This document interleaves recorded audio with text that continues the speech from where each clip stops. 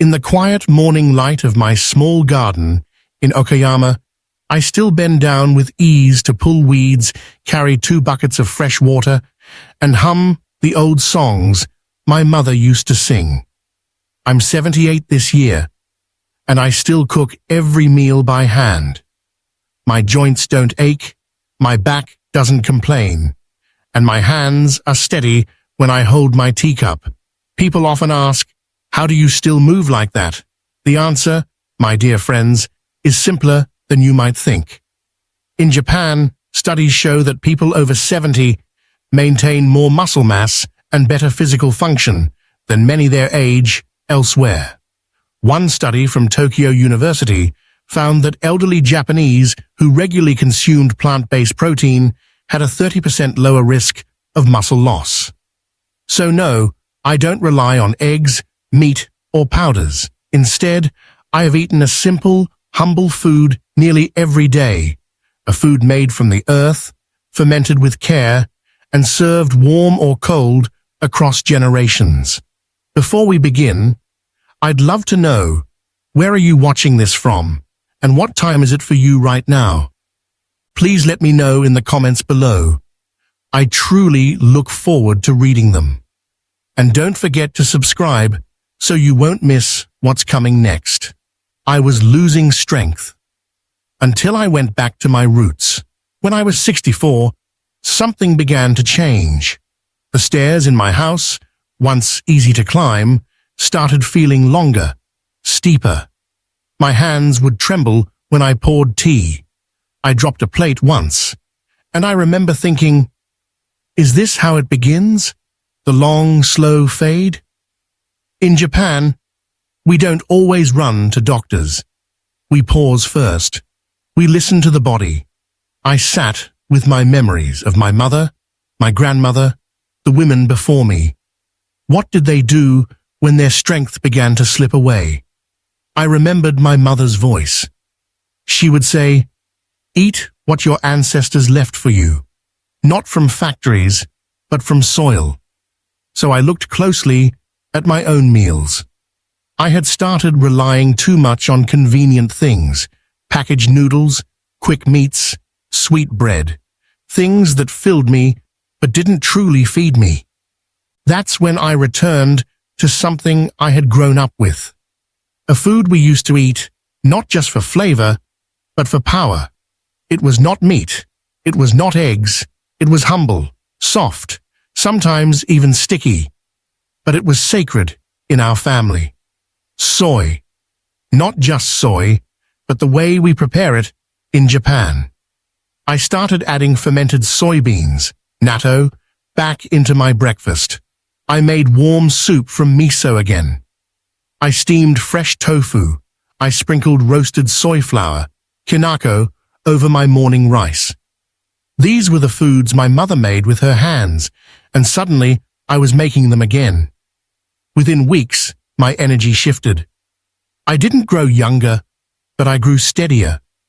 I could lift my groceries again without wincing. My legs stopped trembling on the stairs. I felt like my bones were listening and thanking me. One morning, I walked to the garden with my watering cans just like I did at 50. My neighbor, who hadn't seen me in a while, said, "You move like someone 10 years younger." I smiled and said, "It's not magic, it's just how we used to live."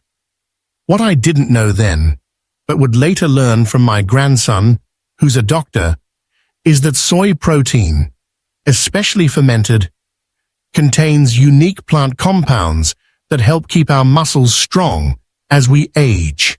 It supports natural estrogen balance, which protects bones and muscles, especially in women.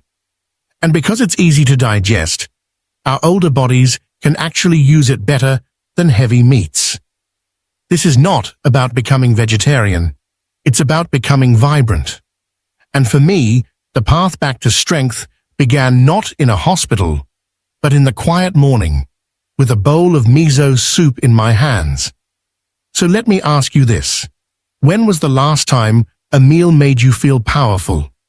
If you've been feeling like your strength is slipping, If you've been told it's just age, stay with me, because in the next part, I'll tell you why most people lose muscle after 60 and why you don't have to. Why Americans lose muscle after 60 and the Japanese don't losing muscle after 60 isn't just normal, it's expected. Doctors call it sarcopenia. But here's the truth. Just because it's common doesn't mean it's unavoidable. In the US, nearly 1 in 3 adults over 60 has some degree of muscle loss. That means weaker legs, slower walking, difficulty standing up, and a higher risk of falls. Most people think it's just age, but in Japan, we've learned it's not just the years, it's what you feed those years. Let's be honest. The typical American diet after 60 often includes more animal protein, but less fiber, fewer fermented foods, highly processed snacks, and sugary drinks. Not enough movement during the day. Your body stops absorbing protein the same way after 60. So even if you eat steak or eggs, much of that protein might not actually go into building your muscles, especially if your gut health is poor or your hormones are imbalanced. That's why Japanese elders, especially women, do things differently. We eat smaller portions, but smarter ones. Instead of relying on meat or eggs, we eat plant protein that's easier to digest and more balanced for aging bodies. Especially fermented soy, foods like natto and miso, which contain not only protein, but compounds that help the body use that protein more effectively. A study from Kyoto University found that older adults who regularly consumed fermented soy had 30% better muscle preservation compared to those who didn't. That's not just because of the protein. It's because these foods also support gut health and reduce inflammation, 2 key factors in keeping muscle tissue alive and strong. There's also the hormone factor. As we age, especially women after menopause, estrogen levels drop. That causes bones to thin and muscles to shrink faster. But certain plant compounds in soy, called isoflavones, mimic natural estrogen in a gentle way, not enough to cause harm, just enough to protect. That's why our traditional meals weren't just about food, they were about function. A bowl of miso soup isn't just warm and comforting, it's medicine. A bite of natto may be sticky and strange, but it's a powerhouse. And tofu isn't just filler, it's fuel. In America, we've seen people try to fight muscle loss with powders, pills, or protein-heavy diets. But if the body can't absorb it, it's wasted. In Japan, we nourish first, then strengthen. We build from the inside out. So if you've noticed your legs feeling less steady, or your grip getting weaker, it may not be just aging. It may be your body asking for a different kind of fuel. The Japanese secret, not just soy, but the right kind of soy. Let me be clear, not all soy is created equal. In the US, most people think of soy as tofu cubes tossed into salad or soy milk poured into coffee. But in Japan, soy isn't just a side ingredient. It's a central part of how we age well. The secret isn't just soy, it's how we prepare it. And that makes all the difference. We don't eat soy for protein alone, we eat it because it's alive, fermented, softened, transformed. When soy is fermented, like in natto or miso, it becomes more powerful, more digestible, and more healing for aging bodies. Here's why. As we get older, our stomach produces less acid. That makes it harder to digest heavy animal proteins. Red meat, chicken, even eggs, these can sit in the gut, undigested, causing inflammation and gas instead of building muscle. But fermented soy? It's already broken down. It's gentle. The body welcomes it. And more than that, it brings friends, good bacteria, enzymes, micronutrients. All of these work together to keep our gut healthy, and that's essential for absorbing any kind of protein at all. Now let's talk about isoflavones, plant compounds found naturally in soybeans. These little molecules are especially important for women over 60. Why? Because they act like gentle plant estrogens. Not synthetic, not hormonal pills, but nature's way of saying, I've got you. Isoflavones help preserve bone density, reduce hot flashes, and yes, support muscle regeneration. Here's what science says. A study published in the Japan Geriatric Society Journal followed 800 women over age 65. Those who ate fermented soy products at least 4 times per week had significantly better muscle function, grip strength, and walking speed. Another study found that natto consumers had stronger bones and better balance, even into their 80s. It's not magic, it's just meals. Let me walk you through what this actually looks like in daily life. Natto, fermented soybeans, often eaten with rice in the morning. It smells strong, and it's sticky, but it's a true superfood.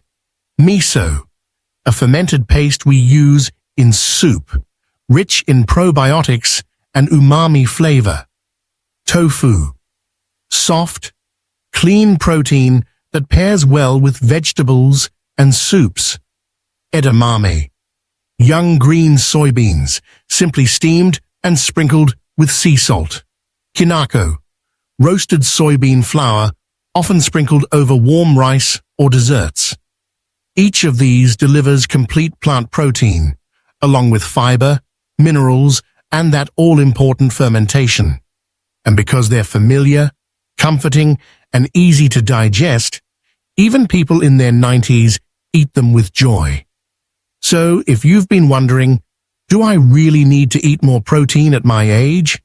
The answer is yes, but the type matters. And how your body handles it matters even more. In Japan, we don't chase strength with muscle shakes or big plates of steak.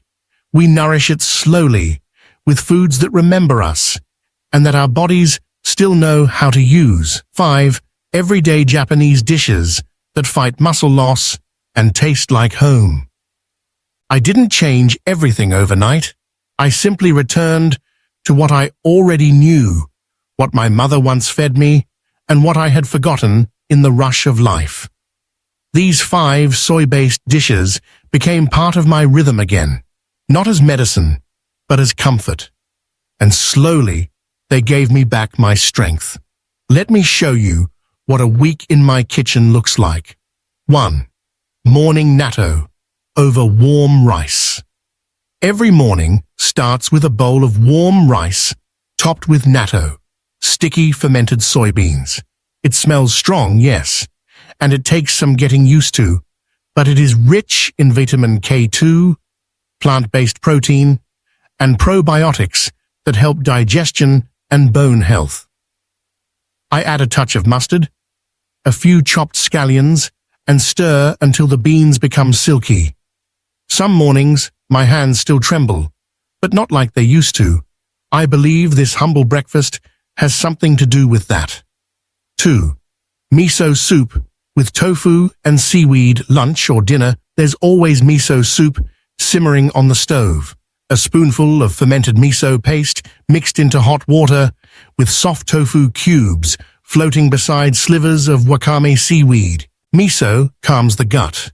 Tofu adds gentle protein. And the warmth, it touches the spirit. My grandchildren always ask for seconds when they visit. That tells me something. Health can be delicious. 3.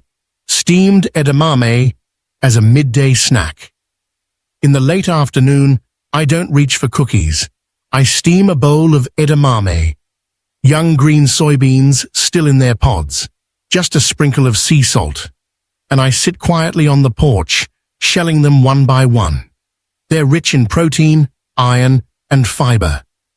Easy to digest, easy to love. My American daughter-in-law says it's the only snack that makes her feel light and full at the same time. 4. Chilled tofu with grated ginger and soy sauce. On hot days, I eat hayayako, cold, silky tofu topped with grated ginger, green onion, and a dash of soy sauce. It takes 2 minutes to prepare, and it cools the body like shade under a tree. Soft, protein-rich, and calming to the stomach. Some foods don't need to be loud to be powerful. 5.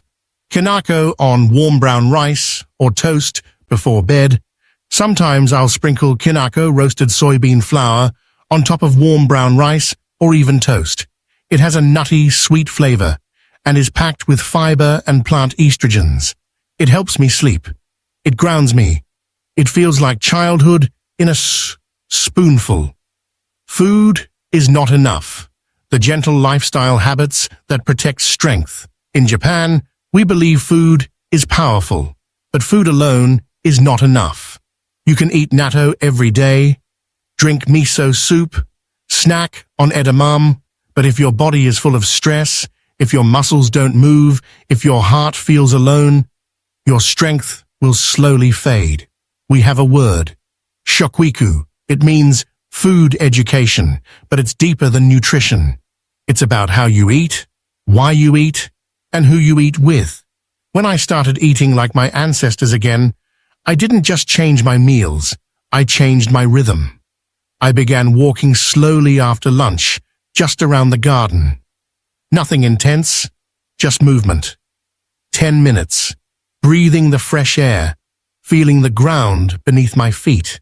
This is something many Japanese elders do. It keeps the legs awake and the digestion strong. I also started sitting on the floor again while eating. Yes, even at my age, it's a tradition here. We sit on tatami mats, cross-legged or with legs folded. It stretches the hips, engages the core, and keeps the body flexible in subtle ways. And maybe most importantly, I stopped eating alone. In my younger days, I would rush meals while standing, or eat in silence while watching television. But now, I make time to share food, even if it's with just one neighbor or my granddaughter over a video call.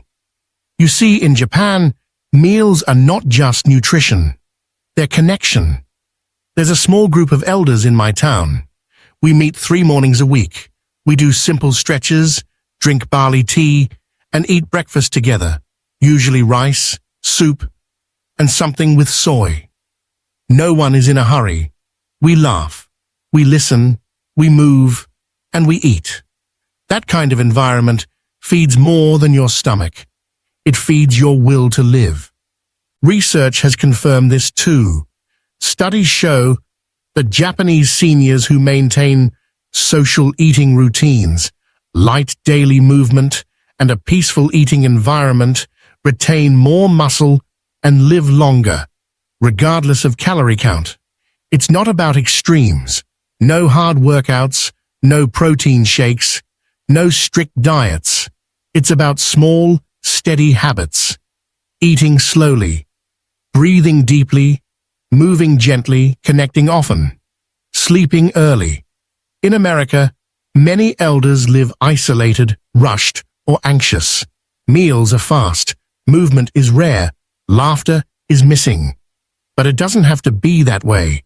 You don't need a Japanese village, you just need to slow down, breathe, and choose one thing to do differently today. So I ask you now, could you try eating your next meal sitting down with no distractions? Could you walk 10 minutes after lunch? Could you invite someone to share a quiet breakfast this week? Because strength does not just come from food. It comes from how you live while you eat. And in the next part, I'll show you what to do if you can't eat soy or want other gentle, powerful foods to help you stay strong. What if you can't eat soy? Here's what you can do instead. I understand. Not everyone can eat soy. Some people are allergic. Others just don't like the taste or texture. And that's okay. The goal isn't to eat like a Japanese elder. The goal is to age with strength in a way that works for your body. So if soy isn't for you, here's what I tell my American friends. Don't copy the food. Copy the wisdom behind it. That means choosing plant proteins that are easy to digest, gentle on the gut, and rich in nutrients that support aging muscles. Here are a few you can start with. Tempeh. Originally from Indonesia, tempeh is made from fermented soybeans. Yes, but the fermentation changes its structure. Many people who can't tolerate tofu or soy milk can still digest tempeh well. It's dense, nutty, and high in protein and fiber. Try it grilled, crumbled into soups, or sliced into sandwiches. 2. Lentils and chickpeas. Lentils are a wonderful source of protein, iron, and slow-burning carbs. They're also easy to cook and gentle on the stomach. Chickpeas, whether in soups, stews, or hummus, give you both strength and satisfaction. 3. Hemp seeds and chia seeds. Just a spoonful of these seeds in your breakfast can add a surprising amount of complete protein and omega-3 fats. They support joints, heart health, and muscle recovery. Sprinkle them over oatmeal or blend into smoothies. 4. Oats and quinoa. These may seem like simple grains, but they're packed with nutrients, fiber, and even a little protein. Combined with nuts or plant milk, they make a steady, nourishing start to your day. 5. Green peas and pea protein. Many modern plant-based powders use pea protein, a good option if you want an easy supplement. Or enjoy simple green peas in soups or stir-fries. Don't underestimate their power. Let me tell you a story. One of my closest friends here in the US is 71. Her doctor told her she was losing muscle too quickly, but she's allergic to soy, so she felt hopeless at first.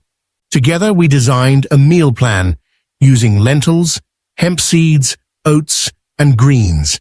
Nothing fancy, just real food. Within 2 months, her balance improved, her energy returned, and she said to me, "I thought it was too late." But it wasn't. It never is. Even if soy is not your friend, you still have options. You still have time. Your muscles are still listening. You just have to speak their language, gently, consistently, with care. So don't let a single ingredient stop you. Whether it's tempeh, lentils, oats, or something else, what matters most is that you eat with intention, not just out of habit. A simple day of eating for strength and energy, inspired by Japan. You don't need to move to Japan to eat like we do. You can begin right where you are, with simple ingredients, quiet meals, and gentle choices. Here's what a typical day might look like for me. Morning. A warm bowl of oatmeal with a spoonful of kinako, roasted soy flour, or ground flaxseed if you prefer. Add blueberries or banana for sweetness. Drink a cup of green tea or warm ginger water, good for digestion and circulation. Midday lunch. A small bowl of miso soup with tofu and seaweed. Serve it with steamed vegetables and a scoop of brown rice or quinoa. If you don't eat soy, try lentils or tempeh instead. Afternoon snack. A handful of steamed edamame or a slice of whole grain toast with hummus and cucumbers. Drink water or barley tea. Evening dinner. Grilled vegetables with a side of chilled tofu or chickpeas, drizzled with sesame oil. Rice with a sprinkle of furikake, rice seasoning, and a small bowl of clear soup.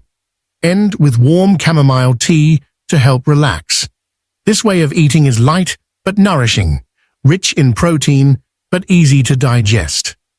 It helps you stay full without feeling heavy and gives your muscles the quiet fuel they need. You don't need big changes to feel stronger.